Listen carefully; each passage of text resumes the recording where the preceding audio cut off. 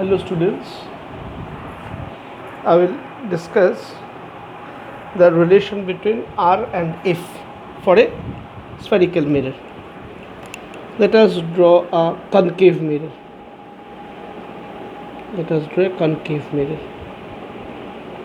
Now this is the principal axis of the mirror. This is called the pole. Concave mirror. The P is the pole, F is the focus, and C is the center of curvature. Light is coming like this. This is the incident ray. Okay, it is denoted by arrow. You must put arrow. Okay, arrow. Incident ray. Incident ray is parallel to the principal axis. This is principal axis, and this is incident ray. Incident ray is parallel to the principal axis. So after reflection, the ray will pass through the focus. The incident ray after reflection passes through the focus. This is the rule. We know this. Okay, for ray you must put arrow. Now this point we call as the point of incidence. The incident light falls here. This is called the point of incidence. Fine. Now if you draw a line from center to the point of incidence, see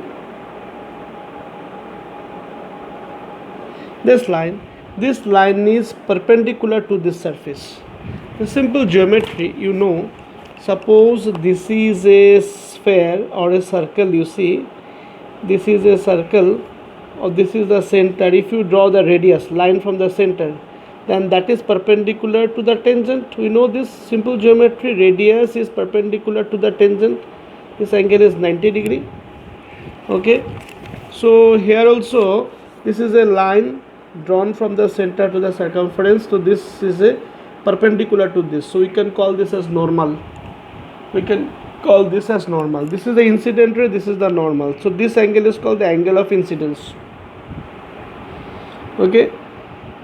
And let us call this as theta. Now this is the reflected ray, this is the normal. So this angle is called the angle of reflection. So if this is theta, this is also theta. Law of reflection. If this is theta, this is also theta. Now you see, again this angle equals to this angle. Why? If this is theta, this is also theta. Why? This is called alternative angle. This is called alternative angle. Relation is this. Suppose there are two rays. These are parallel lines. Okay, this is called a transversal. Now this angle equals to this angle. If this is theta, then this is also theta. It is called alternative angle. So here also this angle equals to this angle, alternative angle. Again you see this angle, this is whole of this. These two are transversal, and these two are parallel lines, and this is the transversal. So this angle equals to this angle. Fine. This angle equals to this angle. What is this? This is theta plus theta twice theta. So this is also twice theta. Okay, this is theta plus theta twice theta. So this is also twice theta. Now another thing, this MP, you see, this is not a straight line. This is a curved line. This is an arc. But for paraxial rays, if you take a paraxial ray, now what is paraxial ray? Here we always take paraxial ray. Now for paraxial ray, what happens? Suppose this is the mirror, this is the principal axis. The incident ray is very close to the principal axis. If the incident ray, this is the incident ray, is very close to the principal axis, then these rays are called paraxial rays. This ray is called peripheral rays. So for paraxial rays means close to the axis. I can take this as a straight line. M, this point is M, this is P. So MP I can take as a straight line.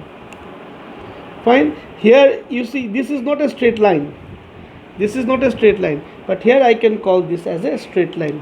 When? If it is a paraxial ray. This is the assumption we have to make. The PM is a straight line. When it is true, if it is a paraxial rays. Now take the triangle MCP. from triangle MCP. Draw the triangle MCP. The assumption is this MP is a straight line. Here this is not a straight line, but we assume that it is a straight line.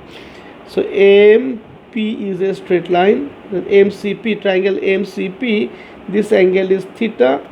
Then what is tan theta? Tan theta is perpendicular by base. So MP by PC. MP by PC. Now tan theta can be written as theta if it is very small. So I can write MP by PC. Now why it is small? I have taken paraxial, this means very close, so this angle will be very small.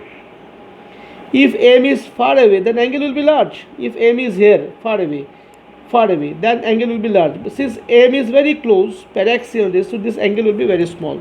So theta is small. Since theta is small, so I can write tan theta as theta. This is equation 1. Now take the triangle MFP. Triangle MFP. In this triangle, let me draw it MFP again. MFP. What is the assumption? The only assumption is MP is a straight line and this angle is twice theta. So what is tan of twice theta? Tan of twice theta is MP by PF. Now by same logic, theta is very small, so tan twice theta can be written as twice theta, or MP by PF, or 2.